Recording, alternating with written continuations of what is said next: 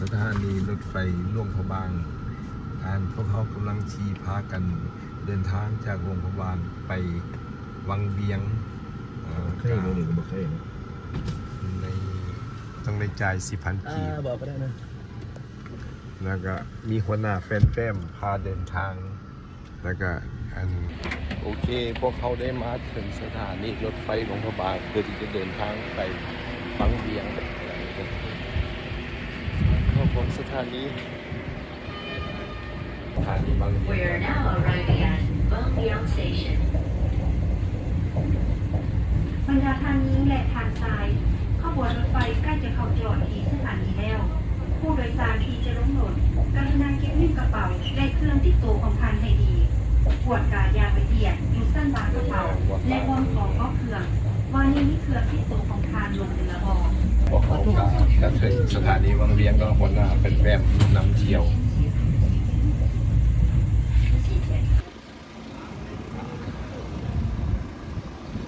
มีคนมาค่อนข้างหลายนะสถานีส่วนใหญ่จะเป็นชาวต่างประเทศและอันนี้ก็แมนสถานีวังเวียงโอเคเราได้มาถึงเส้นทางใจกลางเมืองของวังเวียงกำลังย่างอยู่เนาะย่างหาอาหารการกินคนบอกอาหารแถวนี้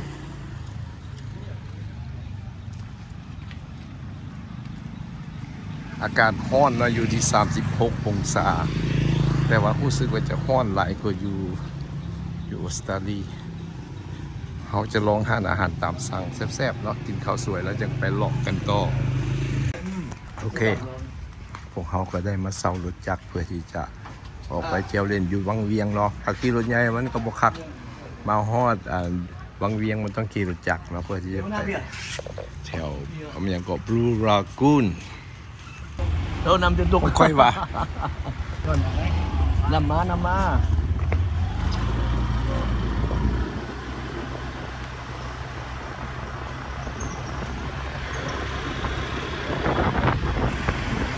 นี่ยไอ้ตัวยังลังเนี้ยจับอ่ะ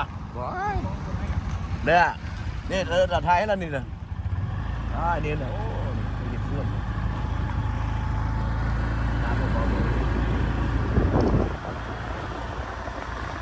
นี่ก็คือทางเข้าที่จะไปบลูรากูน1เนาะซึ่งมีทิวทัศน์ที่สวยงามเนาะแล้วเขาก็มีเอกเป็นภูเขาจักรนำพาทางนี่ทิวทัศน์ที่สวยงามของวังเวียงนี่เป็นเมืองท่องเที่ยวธรรมชาติแห่งหนึ่งเนาะซึ่งมีชาวต่างดาวเข้ามาหลายทางคนต่างประเทศและทางก็ดีแด้พอดีแด้เนาะบางช่วงจะเป็นขุมเป็นบ่อหลายแต่ว่ามันก็ออกไปได้ชาวบ้านก็พยายามที่จะช่วยตาขุมแต่ว่าก็ตามเอาไว้ธรรมชาติเทศไทยขึ้นมาอีก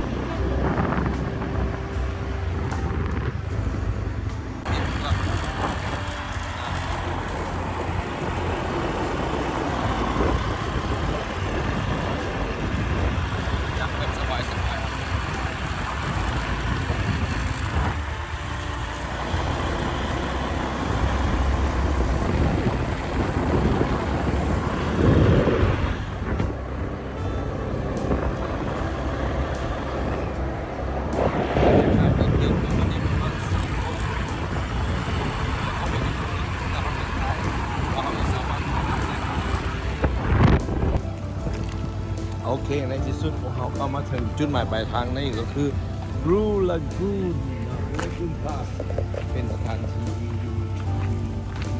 อาบน้ำรู้สึกว่าตอนนี้ก็เวลาเกือบ4 โมงครึ่งแล้วเขาน่าจะบ่มีเวลาลงไปเล่นน้ำเนาะบลูรากูนพาร์ค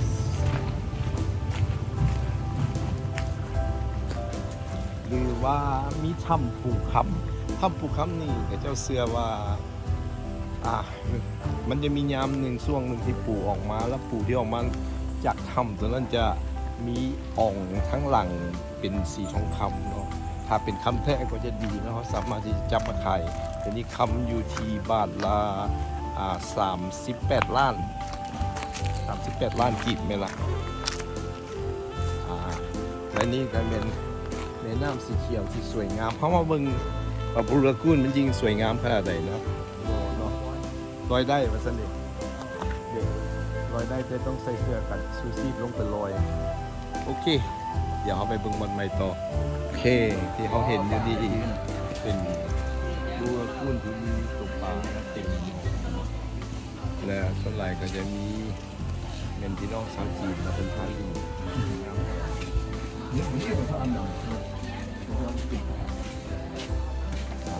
สงสัยจะร้อยน้ำเป็นแล้วต้องใส่เสื้อชูชีพ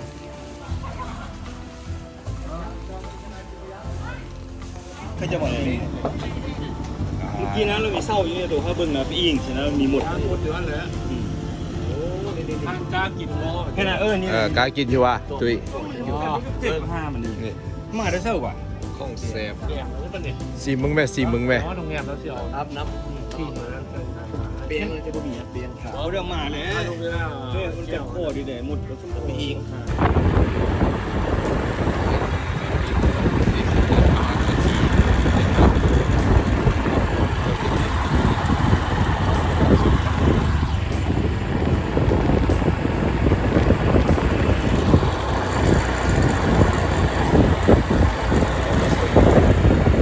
สวยงาม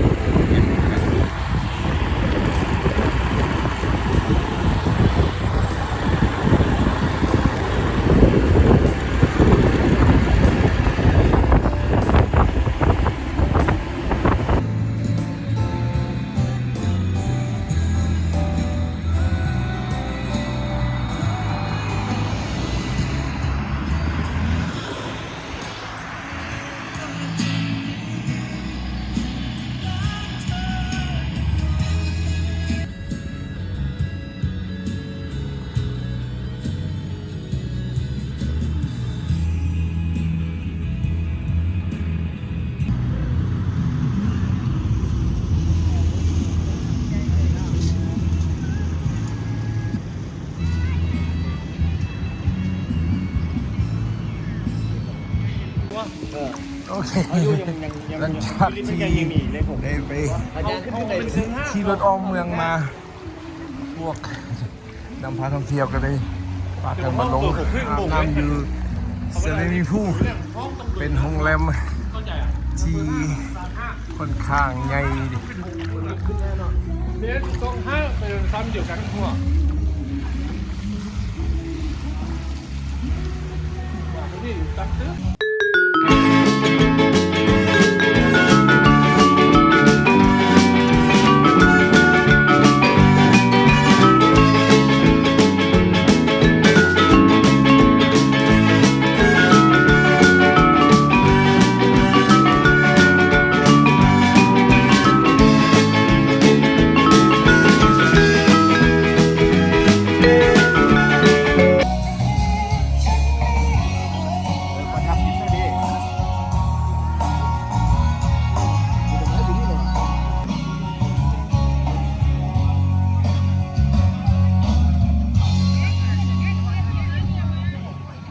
มาตัวนั้นยังบ่เร็วเด้อ จะมี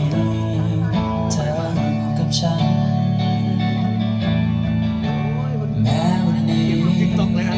จะยังไม่มีวันนั้นก็จะฝัน โอเคเฮาอยู่ที่สกายคลับเมืองวังเวียงเนาะเป็นคลับที่มีดนตรีเสพสดเนาะดนมีเวทีอลังการยิ่งใหญ่แล้วก็มีเครื่องเสียงแห้งเนาะเป็น outdoor ฝั่งนี้จะเป็นเดินเรือบินสำหรับเรือบินขึ้นลงเนาะแล้วมื้อนี้เขามาที่สกายคัพเขาก็จะมีแมเนเจอร์ของสกายคัพเป็นผู้เชิญพวกเขามากินข้าวนั่นคือมายุลานักห้องของค่ายแป้มเองเพิ่นเป็นผู้คุมหรือผู้บริหารสกายคัพแห่งนี้เนาะ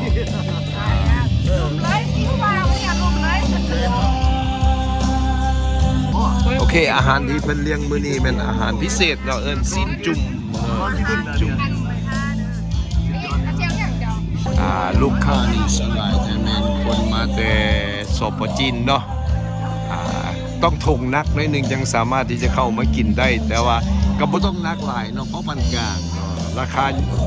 บ่ถึงขั้นย่อมเยาแต่ว่าถึงขั้นจับจ่ายได้เนาะและก็มื้อนี้ดีใจเนาะที่น้องสาวเฮาสามารถที่จะดุลดันขึ้นมาเป็นแมเนเจอร์ของสกายคลับแห่งนี้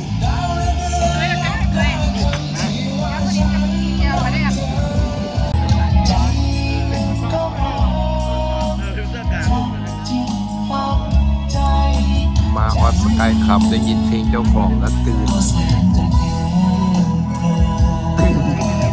เสียงตัวเอง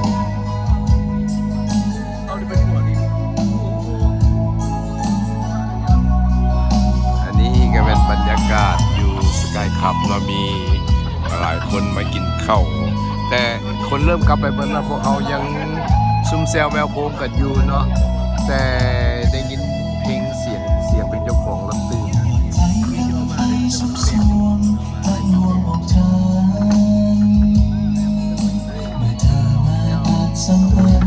อันนี้มันอยู่ถึงเวทีเครื่องมิกซ์ข้อมูลว่าซื้อนั้นอยู่นี่10,000โอ้300,000พุ่นน่ะ400,000เนี่ยเป็นตาเนี่ย400,000อัน40,000สิซื้อยี่ห้อซื้อของเกมบ่ดีกว่าบ่บ่เขาเห็นอันเด็กน้อยเขาไล่ยักดูเรียนตามฟ้าเนี่ย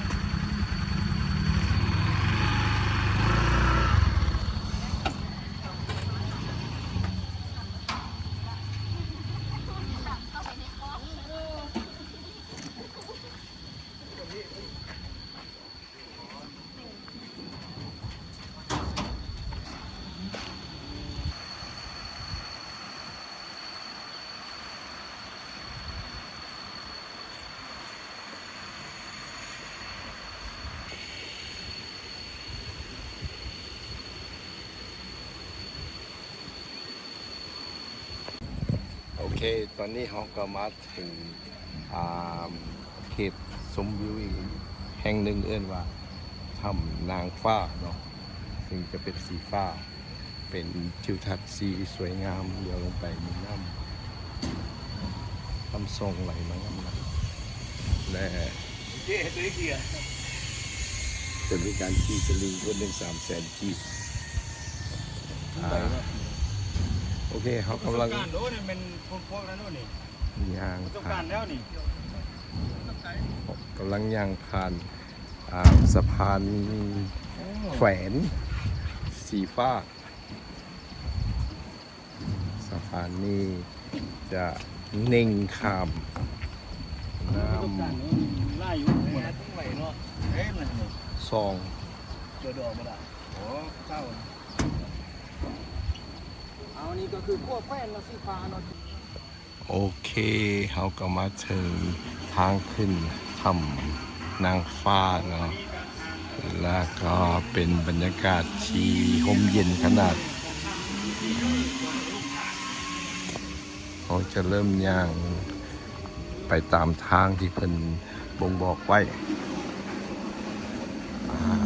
อากาศอยู่ข้างในนี่รู้สึกว่าจะเย็นกว่าข้างนอกเนาะแล้วก็มีสระลอยน้ำให้แขกได้เข้ามาลอยบ่ฮู้ว่าเพิ่นเก็บเท่าใดแต่จะเป็นสระลอยน้ำที่สำหรับนักท่องเที่ยวที่บ่อยากจะไปลงน้ำซองแล้วก็มีตูบตอนโอเคแล้วนี่ก็เป็นทางที่จะขึ้นไปถ้ำนางฟ้าบรรยากาศร่มเย็นดีเนาะซึ่งทั้งข้างก็จะมีห้วยน้ำน้อยๆแล้วก็ฝากนี้ก็จะมีสวิมมิ่งพูลแล้วก็มีบ่อนนั่งกินเบียร์สบายนี่กลับไปก่อนเข้าแล้วทางเป็น11ปีกายนี่นะกำลังย่างผ่านอีกเส้นหนึ่งเนาะ2 ฝากจะมี ต้นไม้เขียวๆแล้วก็ต้นกล้วยปลูกห่มเย็นดีแล้วก็รู้สึกว่าจะอากาศจะเย็นกว่าข้างนอก และนี่ก็ถึงสุดทางของถ้ำนางฟ้าเนาะถ้ำนางฟ้าจะมีความยาวอยู่ประมาณ100 กว่าเมตรเนาะเรามาถึงที่สุดของทางเราจะสามารถเบิ่งเห็นท้องฟ้าสกายทีและก็ต้นไม้ซึ่งทางออกก็จะเป็นทางนั้นโอเคที่เราเห็นอยู่นี่เป็นดอกมักปีเนาะหรือว่า banana flower ของต้นกล้วยเนาะเป็นดอกที่มีสีสันสวยงามแต่ว่าบ่เป็นมักปีเป็นดอกปีหาชมได้ยาก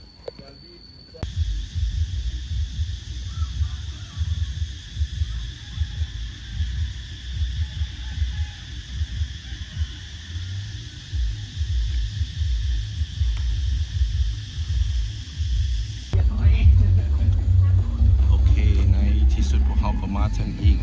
แหล่งท่องเที่ยวแห่งหนึ่งของวังเวียงนั่นก็คือทางขึ้นไปถ้ำลมเนาะตัวนี้จะเป็นแหล่งท่องเที่ยวแบบบ้านๆนะมีการขายอาหารการกินสำหรับชาวบ้านบ่แม่นแหล่งท่องเที่ยวสำหรับพวกต่างประเทศมีเสื้อผ้าของฝากสะพานข้ามแม่น้ำซอง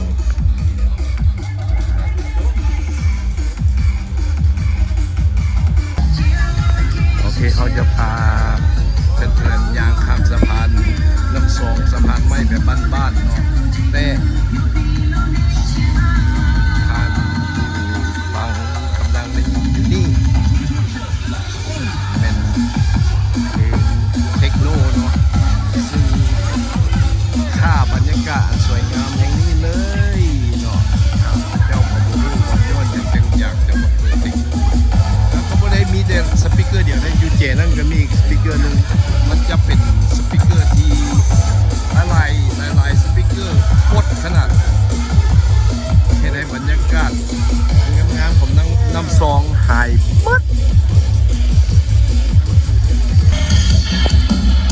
เอามาฮอตยุดนี้ยังมีวงแฮร์รี่เมโทอีกวงหนึ่ง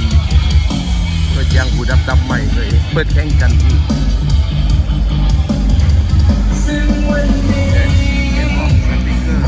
สปีกเกอร์2 สั้น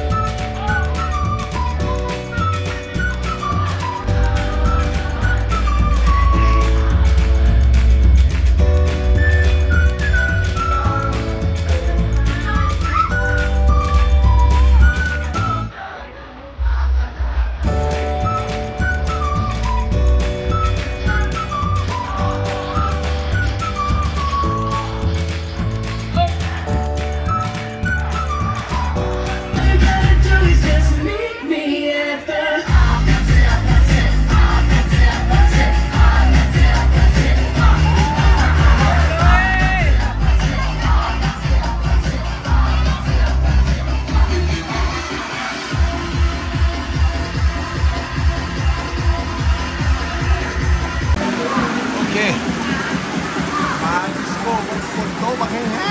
ๆไม่ต้องกลับบ้านเลยครับนี่